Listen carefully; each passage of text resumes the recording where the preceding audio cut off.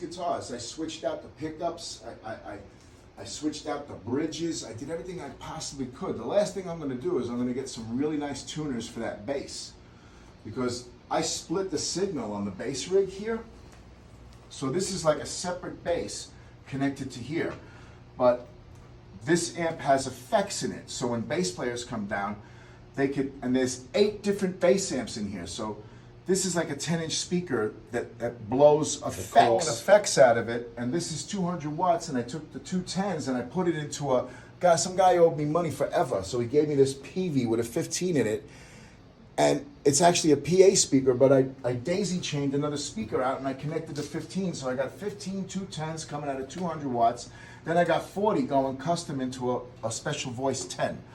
So these together coming out of the stereo pedal, which is a chorus sound, turns the fucking bass into like super duper booming fucking grande from 1987. Got the chorus. That was actually the signature series that he used to record Apostrophe. Now, Steve Vai, when he was playing with him, after Steve Vai left Frank Zappa, he gave him like 3 or 4 of them. And then Steve Vai started playing with David Lee Roth, and the other guy, the other crazy bass player that could play 100 miles an hour like him. Yeah, Billy Sheehan. Remember the Billy Sheehan bass player? And David Lee Roth left Van Halen, and I saw those 2 guys playing, and I saw those amplifiers, and I said, shit. After Steve Vai got off the stage, I said, I got one of those fucking amps. He goes, those were special ordered by Frank Zappa. He goes, not too many people had that fucking amp. Because they stopped production on him in 90. I said, yeah, I've had mine since 1987. I said, thing still kicks ass. He goes, that amp's gonna outlive you. So that was the little talk I had with Vi. And it was wonderful.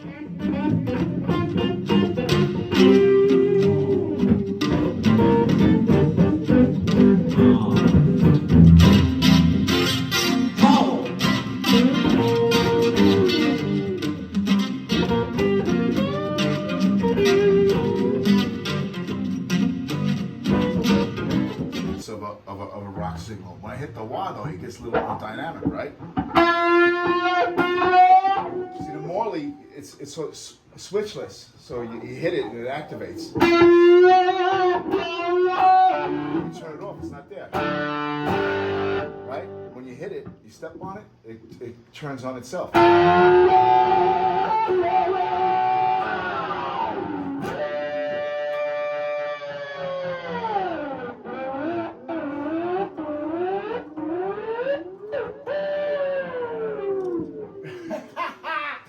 This little cutter does a little thing there, right? Let's see.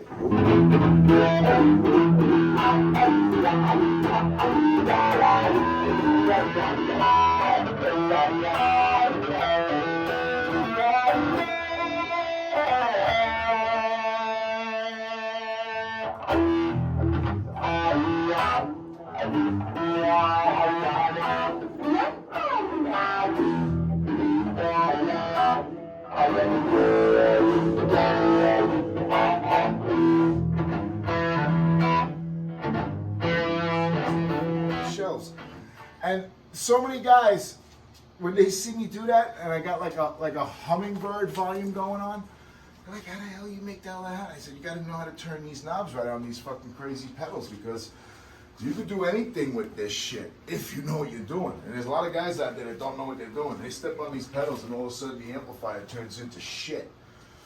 Took me 10 years to figure them fucking out. And I realized when I was even younger, I was still stupid because I used to set all this shit for kill.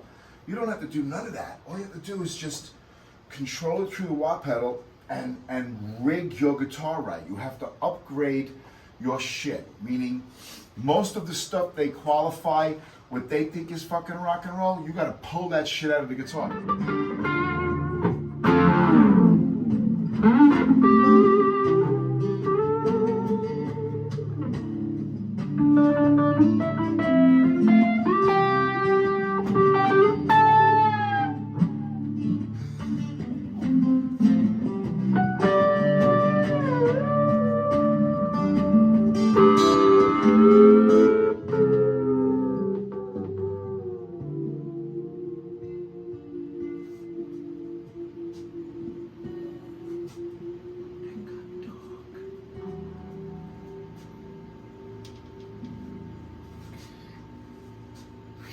You know, later on when Slash ain't paying attention and he ain't signing the guitars no more, Gibson does whatever they want. But those pickups that are in that guitar, they're called Alico Pro 2